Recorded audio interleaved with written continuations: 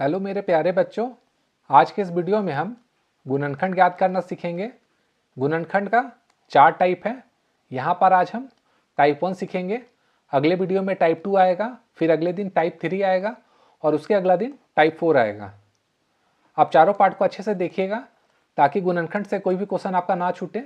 अगर फिर भी कोई दिक्कत होगी आपको तो आप ज़रूर कमेंट कीजिएगा, मैं हर कमेंट का जवाब ज़रूर दूंगा। साथ ही साथ अगर ज़रूरत पड़ेगी तो मैं एक और वीडियो फिर से बना दूंगा आपके लिए, क्योंकि इस चैनल का उद्देश्य है गणित को बनाना है आसान और रोचक। तो जो भी दिक्कत हो आप ज़रूर कमेंट कीजिए। तो चलिए शुरू करते हैं गुणनखंड निकालने का टाइप 1। तो टाइप 1 में रहेगा कि यहाँ पे जो भी इक्वेशन दिया होगा वहाँ सारा प्लस में होगा, एक प्लस और एक माइनस में नहीं होगा, दोनों प्लस में ही होगा। यहाँ पे देखिए दोनों प्लस में है। तो जब भी गुणनखंड हमें निकालना होता है तो पहला संख्या और जो अंतिम संख्या है, यानी जो एक्स स्क्वायर के साथ है और जिसमें एक्स नहीं है, उन दोनों को क्या करना है, मल्टीप्लाई कर देना है आपस में। तो 2x स्क्वायर को 6 से अगर मल्टीप्लाई कीजिएगा ये हो जाएगा 12x स्क्वायर। अब देखिए क्या है, ये जो 12 है, 12 का हम लोगों को प्राइम फैक्टराइजेशन कर देना है। अगर आपको प्राइम फैक्टराइजेशन कैसे किया जाता है नहीं पता है तो मेरे चैनल पे जाइएगा, वीडियो बना हुआ है। तो इसको पहले हम लोग 2 से करेंगे। तो 12 2 से कितना बार में डिवाइड होता है, 6 बार में होता है। फिर 6 को हम 2 से कर सकते हैं, बिल्कुल कर सकते हैं। कितने बार में, 3 बार में। अब देखिए यहाँ पे 3 जो है ये क्या है, अभाज्य संख्या है। अब इससे ज़्यादा नहीं होगा तो अब हम इसे क्या लिख सकते हैं, इसे लिख सकते हैं 2 गुना 2 गुना 3। ये किसको हम लोगों ने लिखा है, 12 को, जो यहाँ पर है। अभी एक्स स्क्वायर को आप भूल जाइए।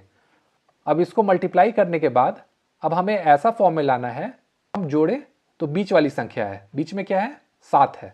तो 7 कैसे आ सकता है गुना के फॉर्म में लिखने पर, ये देखिए यहाँ पे क्या है 2 गुना 2, ये क्या हो गया 4, और यहाँ पे क्या है 3 है, इंटू 3 लिख लेते हैं।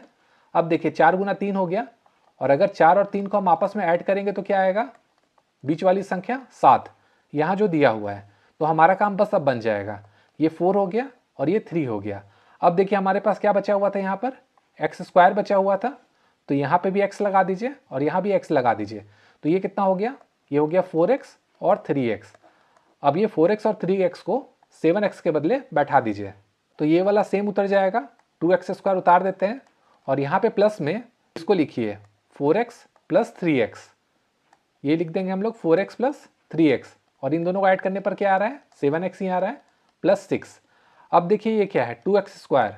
2x स्क्वायर मतलब क्या हो गया, 2 इंटू एक्स इंटू एक्स, और ये 4x है उसके बाद, इसका मतलब क्या हो गया 4 इंटू एक्स, और 3x मतलब क्या हुआ 3 इंटू एक्स, और 6 का 6 उतार देंगे। अब इन दोनों संख्या और इन दोनों संख्या में जो भी कॉमन होगा उसको निकालते हैं। तो इसमें देखिए क्या है, 2x यहाँ भी है और यहाँ पे x है और यहाँ पे 4 है, तो यहाँ से भी 2x निकल सकता है। तो अगर 2x को हम कॉमन निकाल लेते हैं तो पहली वाली संख्या में क्या बचेगा, सिर्फ x बचेगा।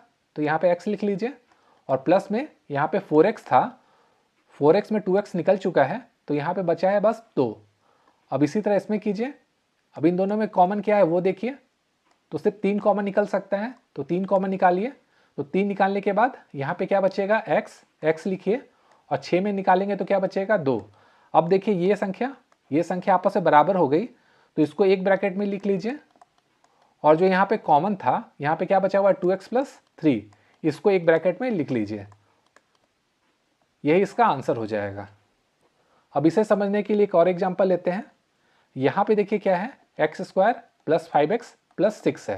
तो 6 को हम क्या लिख सकते हैं, अगर इस 6 का प्राइम फैक्टराइजेशन करेंगे तो कितने बार में काटेंगे, पहले 2 बार में, ये कितना बार में कटेगा 3। अब नीचे क्या हो गया, अभाज्य संख्या ही आ गया है, तो अब इसे कुछ भी नहीं करेंगे हम लोग। ये कितना हो गया 2 इंटू 3। अब इन दोनों को अगर हम ऐड करते हैं 2 प्लस 3 तो कितना आता है 5। ये जो बीच वाली संख्या है सेम आ गया है, वही हमें करना था। तो अब क्या करेंगे, 5x के बदले क्या बैठाएंगे 2x प्लस 3x। चलिए बैठाते हैं, ये हो जाएगा x square plus 2x plus 3x plus 6। अब एक्स स्क्वायर को हम क्या लिख सकते हैं, x इंटू एक्स, 2x को क्या लिख सकते हैं 2 इंटू एक्स, 3x को क्या लिख सकते हैं 3 इंटू एक्स, और 6 को 6 लिखेंगे। अब इसका पेयर और इसका पेयर है। अब पहले पेयर में कॉमन निकालिए, तो इसमें क्या कॉमन है, x कॉमन है। अगर x निकल जाएगा एक तो एक x बचेगा, और 2x में x निकल जाएगा तो सिर्फ 2 बचेगा। उसी तरह यहाँ पे क्या निकलेगा, देखिए यहाँ पे 3 निकलेगा कॉमन, तो 3x में अगर 3 निकालेंगे तो यहाँ भी x बचेगा, और 6 में 3 निकाल देंगे तो यहाँ पे क्या बचेगा 2। अब देखिए ये और ये बराबर हो गया, इसे एक जगह ब्रैकेट में लिख लीजिए, और इनटू में क्या बचेगा जो यहाँ पे है, तो यहाँ पे क्या था x + 3, यही इसका आंसर हो जाएगा। तो आशा करता हूँ दोस्तों आपको टाइप 1 समझ में आ गया होगा। अगले वीडियो में टाइप 2 जरूर देखिएगा।